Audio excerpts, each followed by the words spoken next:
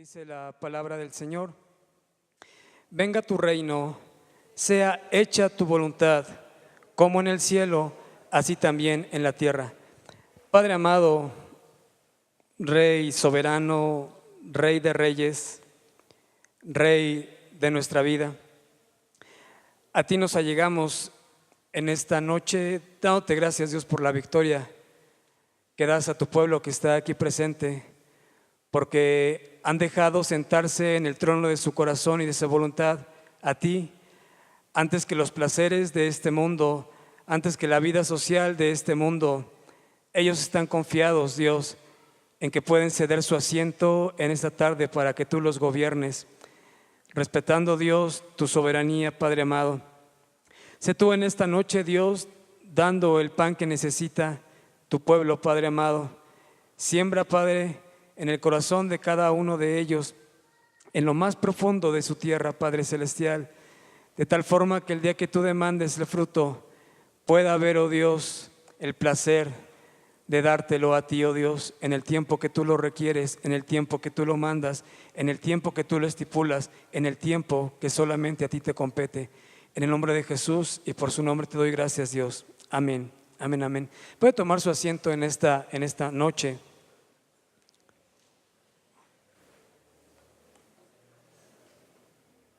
Bien. No sé si usted alguna vez haya viajado en metro. A lo mejor no, ¿verdad? A lo mejor todos ustedes tienen un carro muy bonito y nunca van en transporte público.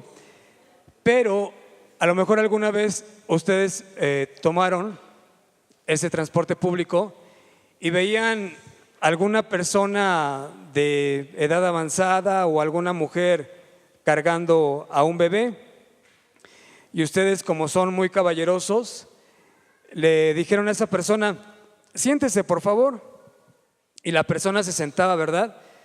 Pero yo no creo, a lo mejor sí hay alguna excepción, alguno de ustedes le decía: bueno, ya le di mi lugar, pero ¿me lo puede regresar? Porque ya me cansé. ¿Alguno de ustedes hizo alguna vez esto? Yo creo que no, ¿verdad? Damos el lugar para que la persona lo ocupe hasta que ella lo necesita. Y yo no sé si en el caso de cuando nosotros le damos el trono de nuestro corazón a Dios, a veces le decimos: sí, pero un ratito y un ratito, 5 minutos tú y 5 minutos yo. O a veces le decimos: creo que ya te pasaste de tiempo, ya me corresponde seguir en el trono a mí.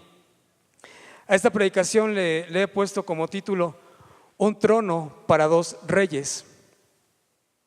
Un trono para dos reyes. Y la proposición de este mensaje es que un verdadero rey es aquel que sujeta su voluntad al Rey de Reyes.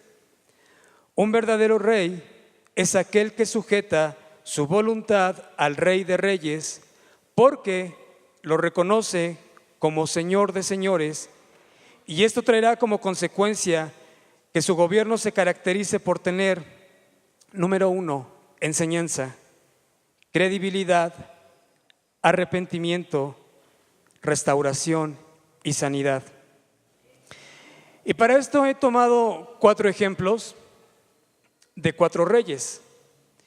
Pero estos 4 reyes, y a lo mejor por ahí añadimos un quinto, se caracterizan por algo en común. Y es que estos 4 reyes en la palabra del Señor son gentiles. Y es que estos 4 reyes en la palabra del Señor son gentiles. No pertenecen al pueblo de Dios. Y es lo que ha llamado más mi atención para esta predicación. El primero de ellos es Faraón, aquel faraón que tuvo 2 sueños, muy conocido de cada uno de ustedes: las vacas gordas, las vacas flacas, las espigas. Y él no podía conocer la interpretación de estos sueños y su espíritu estaba angustiado por esta situación. Y manda a llamar a todos sus magos, genios, sabios, para que le pudieran decir cuál es la interpretación de estos sueños. Y pues sucede que yendo con los expertos, ninguno podía darle la interpretación de esos sueños. Sin embargo, había un copero ahí que estaba trabajando para él en el palacio, y pasado algún tiempo dijo: ¡ay! Hoy me acuerdo de mis faltas. Sucede que cuando yo estaba en la cárcel, porque usted se enojó, hubo un hebreo que nosotros le contamos nuestros sueños y él lo interpretó. Y resulta que lo que él interpretó, así sucedieron las cosas. Entonces, este rey pues no tenía la solución dentro de su palacio. Todos los sabios que lo rodeaban no podían decirle la interpretación. Entonces mandó que trajeran a este hebreo que estaba en la cárcel con su cabello largo, con unas ropas de preso, y le cortaron el cabello, le pusieron nuevas vestiduras y lo trajeron inmediatamente a la presencia de este rey. Y en Génesis 41:17, no vaya, lo voy a leer, dice: he oído decir de ti. Esta palabra es importante porque la vamos a ver en cada uno de estos reyes. He oído decir de ti. Y esta palabra, este verbo, lo encontramos a lo largo de la palabra del Señor, porque es de suma importancia cuando nosotros oímos del Señor. Porque es el punto donde se da la fe, porque la fe viene por el oír, y el oír la palabra de Dios. Y dice: y una vez que yo he oído decir de ti, que oyes sueños para interpretarlos y que puedes responder a mis necesidades. Y finalmente, bueno, se da la situación que nosotros sabemos al leer la palabra del Señor. No la voy a mencionar en este momento, pero José llega con él y dice: Dios ha mostrado a Faraón lo que va a hacer. Y habrá abundancia, pero esa abundancia será olvidada. Y lamentablemente, en los momentos de abundancia, hermano, en los momentos de comodidad, en los momentos de tener a un padre y a una madre que cubran los gastos de la escuela, los gastos de la comida, a veces cuando llega un buen trabajo y hay ascensos, y viene abundancia. ¿Sabía usted que son los momentos en los que más somos vulnerables para olvidarnos del Señor? Y esta abundancia, le dice José al rey, va a ser olvidada. Entonces, yendo al 41:33, dice: provéase ahora Faraón de un varón prudente y sabio, y póngalo sobre la tierra de Egipto. Y esta palabra de provéase es hacerse de algo que pase a formar propiedad mía, y también significa que es alguien a quien usted respete. Es lo que dice la palabra yendo a la concordancia de Strong. Pero pues estando en la situación de este rey, ¿cómo? O sea, yo que soy el gobernador, ¿tendría que compartir mis decisiones para mi pueblo de Egipto? ¿Yo tendría que compartir esto? ¿Y con quién sería? Y yendo al 34, dice: haga esto Faraón. Y esta palabra de hacer significa: ok, ¿has recibido el consejo de Dios? El perfecto consejo de Dios que viene de sus labios. ¿Has escuchado su palabra? Pues no basta solamente con oír, sino es necesario que lo hagas. Y esta palabra significa: es necesario que lo pongas en práctica, es necesario que cambies, es necesario que ejecutes, es necesario que labres, que logres, que obedezcas, que produzcas. Por eso, ahí la importancia de la conducta de cada uno de estos reyes. Por eso, de ahí la importancia de la conducta de cada uno de los que estamos sentados en estas sillas. Qué bueno que se da el oír la palabra de Dios. ¿Sabe por qué, hermano? Porque en su infinita misericordia, cuando se da la situación de Adán y Eva, todavía ese oído sucio, torpe, que se había corrompido, tuvo la oportunidad nuevamente de volver a escuchar la voz de Dios, aún estando en la situación a la cual él había llegado. Pero José le dice: no es solamente necesario que oigas, sino es necesario de que pongas en práctica la palabra del Señor. Y yendo a Mateo 7:24, dice que un hombre es llamado como prudente cuando éste hace las cosas que de Dios oye.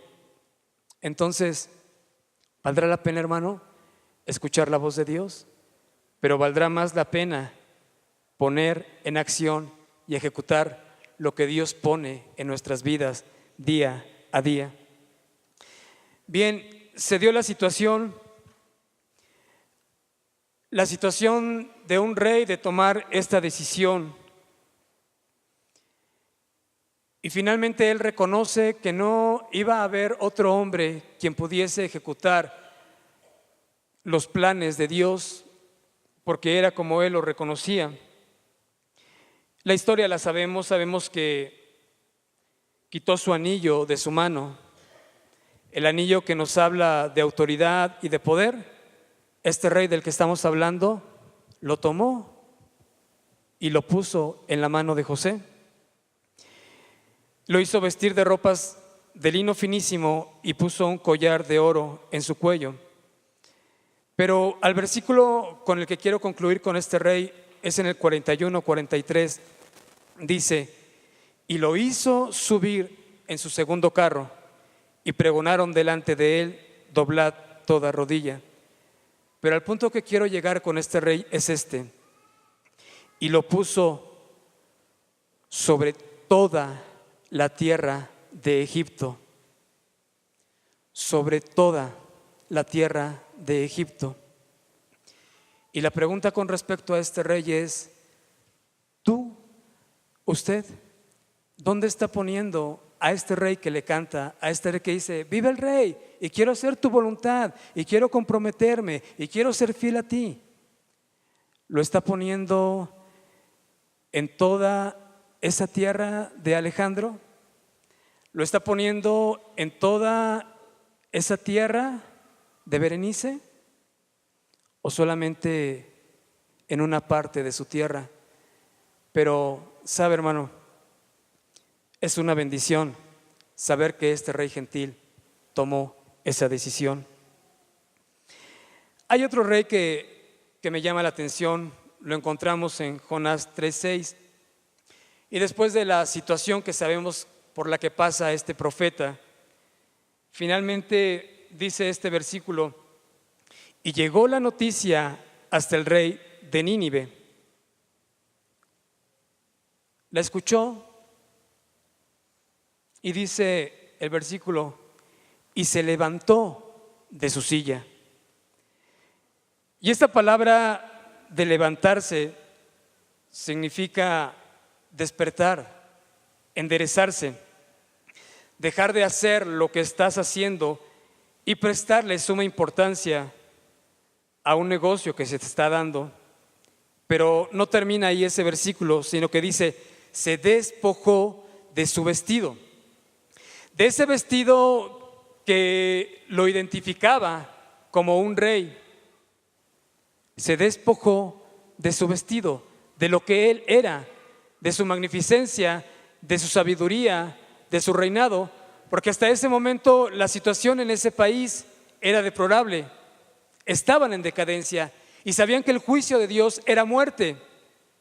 Entonces, él, estando sentado, se levanta, se despoja de sus vestidos y se cubre de cilicio y se sentó sobre ceniza. Pero él, antes de dar un decreto, pone el ejemplo. Y entonces dice: hizo proclamar y anunciar en Nínive por mandato del rey, por mandato del que tiene la autoridad.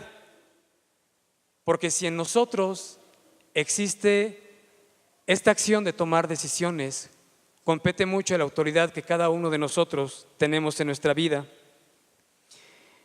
Y por mandato del rey y de sus grandes, diciendo: hombres, animales, bueyes, ovejas, no gusten cosa alguna, no se les dé alimento ni beban agua, sino cúbranse de cilicio hombres y animales, como lo he hecho yo, y clamen a Dios fuertemente. Y aquí está una parte importante: y conviértase cada uno de su mal camino, de la rapiña que hay en sus manos. ¿Quién sabe si se volverá y se arrepentirá Dios y se apartará del ardor de su ira y no pereceremos? Y vio Dios lo que hicieron, que se convirtieron de su mal camino. Y esta palabra de convertir nos habla, el significado que tiene esta palabra es girar. Esto es, yo voy detrás de mis actitudes, yo voy detrás de lo que me gobierna, pero cuando yo clamo al Señor y no solamente me arrepiento, sino que detrás de ese arrepentimiento viene una conversión. Porque yo puedo estar aquí consciente de la palabra del Señor, yo puedo estar aquí consciente de lo que a Él le gusta, de lo que a Él le agrada, y siento un pesar en mi corazón. Pero es hasta el momento en que a través de Él tú decides hacer ese giro y regresar nuevamente a la posición de la cual tú fuiste tomado en un origen y volver al punto de partida en el que estuviste en un momento cuando se da esa conversión. Y el rey dice: conviértase cada uno de su mal camino. Esa es la propuesta del rey. Pero lo que vio Dios, así como un día vio su creación y vio que todo lo que había hecho era bueno, que todo había cumplido con un propósito, es lo que ve en este pueblo. Y vio Dios lo que hicieron, que se convirtieron de su mal camino y se arrepintió del mal que había dicho que les haría y no lo hizo, a causa de la decisión que tomó ese rey en esta ciudad. Tercer rey, el rey de Siria.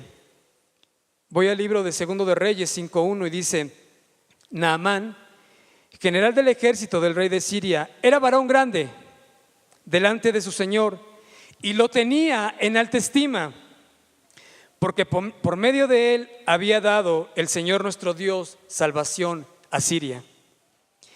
Era este hombre valeroso en extremo, pero leproso. Pero era un general al cual el rey le tenía en gran estima, pero era leproso. Y de Siria sabíamos toda la situación que había pasado, y una muchacha a la cual servía la mujer de Naamán había dicho: si rogase mi señor al profeta que está en Samaria, él lo sanaría de su lepra. Y entrando Naamán a su señor le relató diciendo: así y así ha dicho una muchacha cautiva que es de la tierra de Israel, que trabaja en mi casa. Pero ¿qué le puedes hacer caso a esa muchacha que te está haciendo la limpieza en tu casa? No, hermano.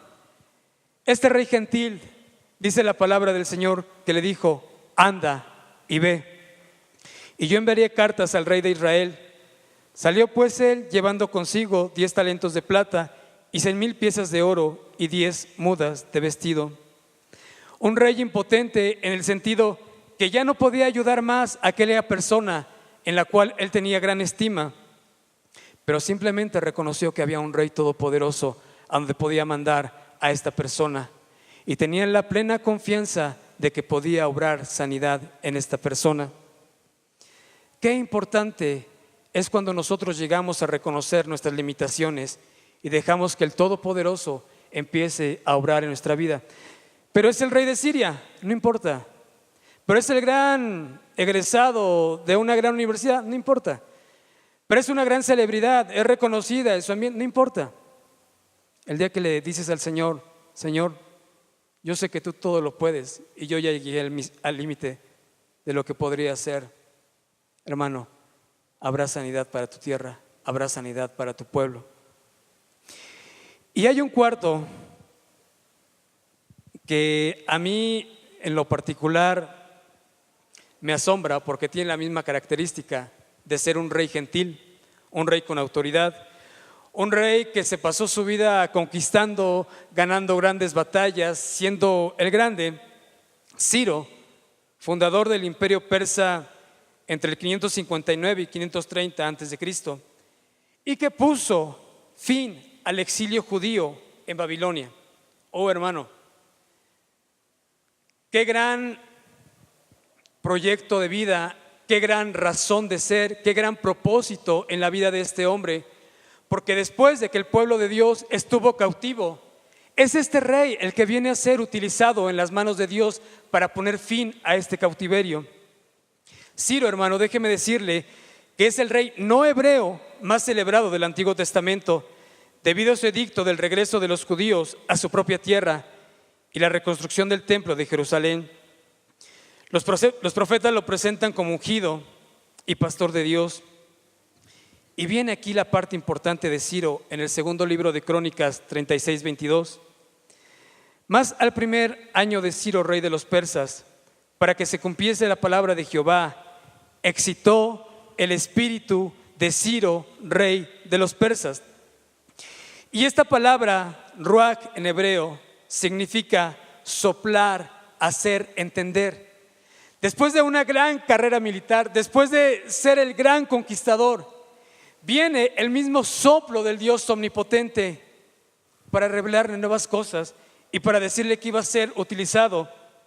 Y dice Ciro: el Señor Dios de los cielos me ha dado todos los reinos de la tierra, y Él me ha encargado que le edifique casa en Jerusalén, que es en Judá, después de que ésta estaba destruida. Y en Isaías 44:28, esto es lo que dice Dios de Ciro: Ciro es mi pastor. Es algo que es propio, algo que es mío, y cumplirá. Y esta palabra dice: es tan seguro que hará completamente todo lo que yo quiero. Y esta palabra de querer es todo lo que me causa placer, todo lo que me deleita, todo lo que deseo, todo lo que es mi voluntad. Gozo y paz hay en mi corazón, su gracia me salvó y aseguró mi salvación, y es mi anhelo a mi Señor servir, su voluntad cumplir y para Él siempre vivir. Entonces, ¿por qué comenzar con esta parte de Mateo que dice el versículo 10: venga tu reino, sea hecha tu voluntad como en el cielo, así también en la tierra? Esta parte surge de una súplica por parte de los discípulos del Señor para pedirles: enséñanos a orar. Porque la oración se había convertido en algo monótono, en algo rutinario, en algo que unas personas hacían enfrente de otras y levantaban la voz. Pero Dios dice: no, cuando tú ores, que no sea de esta forma. Y esta oración, cuando nosotros analizamos el verbo, no es un modo indicativo, no es algo que se haya hecho, no es algo que se hace, no es algo que se hará con seguridad, sino que el significado que veíamos en el salón de clases es una súplica, es un ruego, es un deseo ferviente a Dios de decirle: lo que yo quiero que hagas en mi vida es que venga tu reino. Tal vez yo no soy ese rey faraón que pueda decirte en este momento: te pongo sobre toda mi vida, porque no es cierto, porque soy falso, porque en un domingo de emociones puedo llegar aquí y decirle sí al Rey de los Reyes, Jesús el amante, y qué bueno es adorar al Rey. Pero la realidad de las cosas es que cuando regreso, ese Rey nuevamente lo vuelve a quitar del trono y vuelve a ponerse ese Rey. Ese Rey que ama y que procura a un pueblo, ese Rey que ama Y hay algo hermoso, porque en Mateo 5:5 dice: bienaventurados los mansos, porque ellos recibirán la tierra por heredad.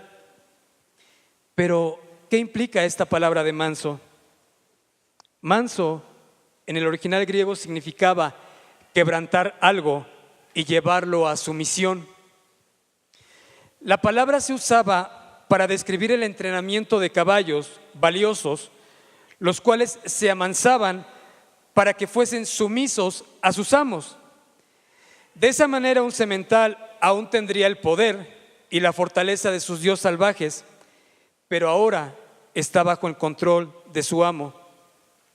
La mansedumbre, hermano, por tanto, no es debilidad.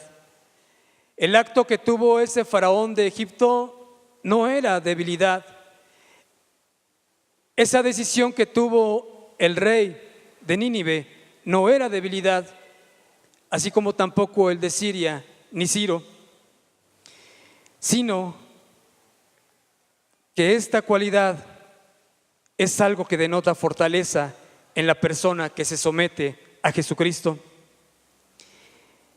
Y Jesús mismo lo dice: aprended de mí que soy manso, aprended de mí que soy débil. No, aprended de mí que tengo la suficiente fuerza para sujetarme a la soberanía de Dios.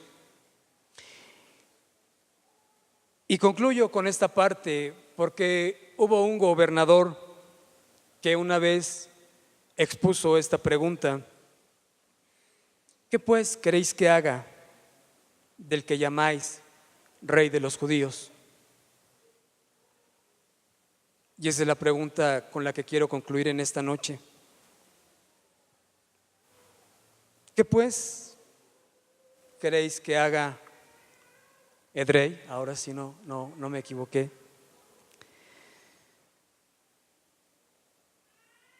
A este Rey de los judíos. ¿Qué haremos con él? Pero si yo pudiera cambiar la pregunta en esta noche, hermano, y yo le dijera a usted: ¿qué dejaremos que este rey haga con el rey que hoy está aquí presente, sentado en su trono? ¿Qué necesitamos? Número 1, oír la voz de Dios. Número 2, interesarnos por los problemas que aquejan al pueblo. Número 3, reconocimiento de su soberanía divina, pero no hasta el punto, hermano, de escuchar solamente lo que Él dice, sino al punto de ejecutar lo que Él día con día nos está diciendo, nos está hablando. Y como cuarto punto, mansedumbre que lleva a una decisión sujeta. ¿Qué resultados hubo en la vida de cada uno de estos reyes? En la vida de Faraón, evitó el hambre y trajo saciedad en tiempo de escasez. Entonces, si yo como padre de familia estoy escuchando la palabra del Señor y estoy almacenando el pan que van a requerir mis hijos en el día de mañana, no faltará pan en tu casa que sacie el hambre de tus hijos. La decisión del rey de Nínive evitó la muerte y trajo vida. La decisión del rey gentil de Siria paró la enfermedad y trajo sanidad. Y la decisión de la sujeción del rey de Ciro trajo la reedificación de Jerusalén y la restauración del templo. Entonces, ¿valdrá la pena darle nuestro asiento al de reyes y Señor de señores? Bueno, esa es la palabra del Señor, eso es lo que Él está diciendo en esta noche. Pero entonces, si vale la pena darle nuestro asiento a Dios y no decirle regrésamelo, entonces, hermano, vale la pena entregarle a Él completamente todo nuestro ser, sin reservas. Vale la pena dejar esa silla y humillarte delante del Señor. Vale la pena reconocerlo como el Todopoderoso. Y vale la pena cumplir con todo lo que Él quiere.